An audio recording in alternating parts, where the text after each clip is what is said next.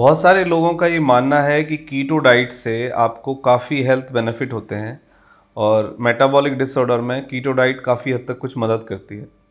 Metabolic disorder से मेरा मतलब है कि आपकी obesity, fatty liver, diabetes, blood pressure, PCOD, PCOS, cyst का बनना और भी डिप्रेशन, एंजाइटी, जो लाइफ स्टाइल डिसऑर्डर्स हैं उनको हम मेटाबॉलिक डिसऑर्डर्स में या मेटाबॉलिक सिंड्रोम के रूप में देख सकते हैं। तो कीटो डाइट के बारे में बहुत सारी क्वेरीज़ हैं, बहुत सारे सवाल हैं।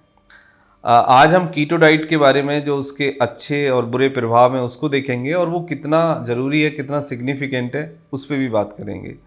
देखो, कीटो डाइट के बारे में बहुत सारे वीडियो आजकल सोशल मीडिया पे हैं, बहुत सारे लोगों ने कीटो डाइट के बारे में बात की है।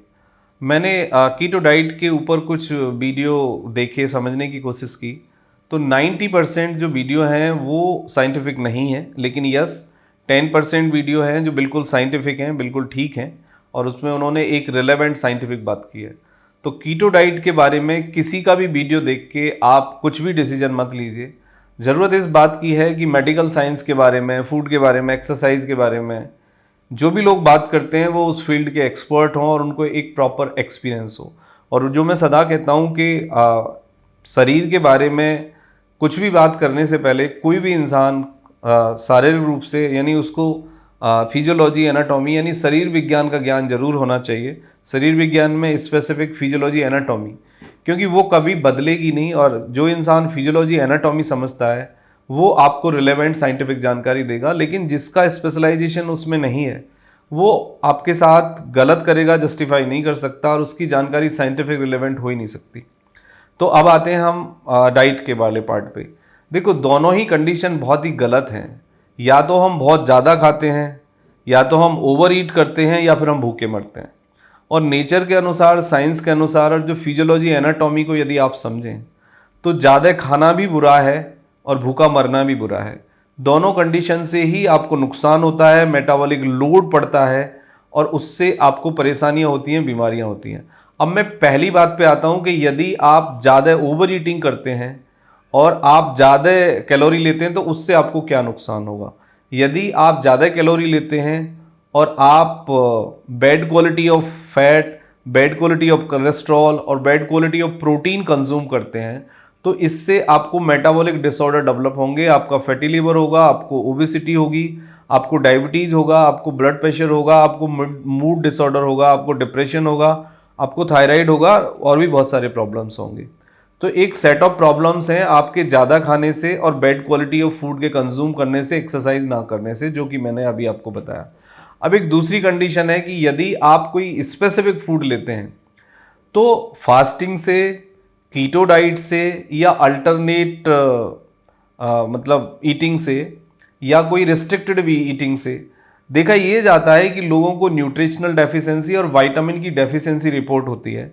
और यदि लगातार वो डेफिशिएंसी रहे तो आपका जो हार्मोनल सिक्रीशन है उस पर भी प्रभाव पड़ता है, आपके मूड पे भी प्रभाव पड़ता है। इसका मतलब ये है दूसरे शब्दों में कि कोई कीटो डाइट या कोई रिस्ट्रिक्शंस या फास्टिंग की कोई आपको आवश्यकता नहीं है। दो तरीके हैं फूड के बारे में जो आपको फॉलो करने चाहिए। या तो आप अपने बॉडी के क्लॉक के साथ, एक बायोलॉजिकल क्लॉक के साथ आप इतने कनेक्ट रहिए, दिमाग से, शरीर से आप इतने अपने साथ रहिए कि जब आपको भूख लगे आप खाना खा लीजिए, जब आपको प्यास लगे आप पानी पी लीजिए। एक तरीका तो ये है। दूसरा तरीका है कि आप टाइम से खाना खाएं, प्रॉपरली फूड लें, प्रॉपरली अच्छे से फ्रेश बाय करें और फ्रेश कुक करें। जितना वाइटल फूड आप ले सकते हैं, जितना नेचर के साथ रह सकते हैं in terms of food and the life, वो आपके लिए अच्छा होगा। प्लस जितना आपको भूख लगे उसका 10-10% कम खाएं। तो ये एक तरीका है। अब एक तीसरी बात आती है कि बहुत सारे लोग ये कहते हैं कि भाई ये डाइटरी रिस्ट्रिक्शन से ये फ़ायदे होते हैं, फास्टिंग से ये फ़ायदे होते हैं।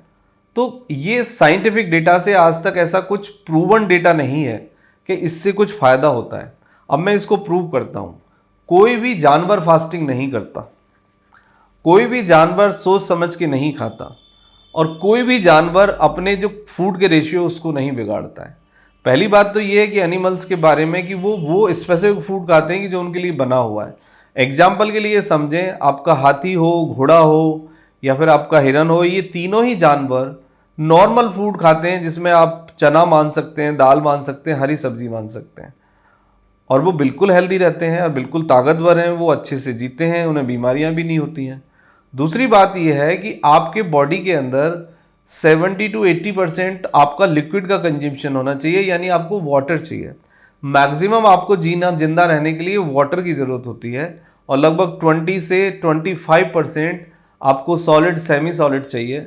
लेकिन हमारा रेशियो बिल्कुल उल्टा होता है, हम 20 से 25% लिक्विड डाइट लेते हैं और 70 to 75% हम सॉलिड डाइट लेते हैं। तो सबसे पहले इस खाने के रेशियो को आपको समझिए, इस रेशियो को आप ठीक करिए। फूड ऑन टाइम, यदि आप रिस्ट्रिक्शन पे जाएंगे, आप फास्टिंग करेंगे, लंबे समय तक आप भूखे रहेंगे, तो आपको जो नुकसान होगा वो ये होगा कि आपके बॉडी के अंदर, आपके पेट के अंदर हाइड्रोक्लोरिक एसिड, जिसे हम HCl कहते हैं, वो कंटिन्यूस निकलता है, कम या ज़्यादा, यानी 24 घंटे उसका सिक्रीशन होता है। लेकिन जब हम अच्छे मूड में होते हैं, मेडिटेटिव जोन में होते हैं, या हम स्लीप यानी सो रहे होते हैं, तो उसका सिक्रीशन थोड़ा सा कम हो जाता है।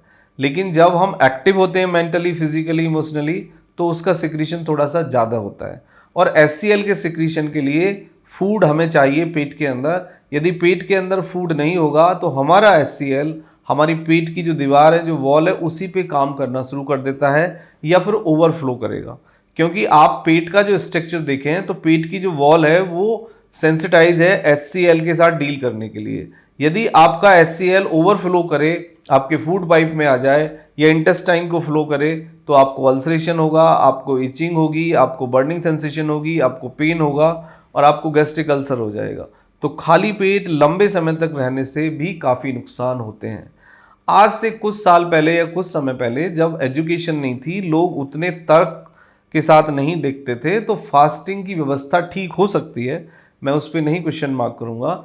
लेकिन अब हम फूड के बारे में बहुत कुछ समझते हैं, फूड के बारे में बहुत कुछ हम पढ़ते हैं, फूड के बारे में हम बहुत कुछ जानते हैं। तो बेटर यही है कि आप टाइम से खाना खाएं, जितना आपको भूख है उससे 10% कम खाएं, या फिर आपको जब भूख लगे तब खा लीजिए, जब प्यास लगे तब पानी पी लीजिए, और तब आपको जब थकान हो जाए तो फिर आप सो जाइए। या ये 2 तरीके हो सकते हैं, ये दोनों तरीके ही आपके स्वास्थ्य के लिए ठीक हैं। कीटो डाइट स्पेसिफिक मैं उसके फेवर में नहीं हूँ। I am not favour in the fasting keto diet and the restricted diet. उससे क्लिनिकली, मेडिकली बाद में कुछ नुकसान होते हैं और उसके अपने साइड इफ़ेक्ट होते हैं। और अभी तक कोई भी मेडिकली, क्लिनिकली ट्रस्टेड इंस्टीट्यूट के द्वारा कोई ऐसी रिसर्च नहीं की गई है कि जिससे बहुत ज़्यादा मोटिवेशनल हमें थॉट आए कि भाई कीटो डाइट को हमें प्रैक्टिस करना चाहिए। Thank you very much and take care yourself.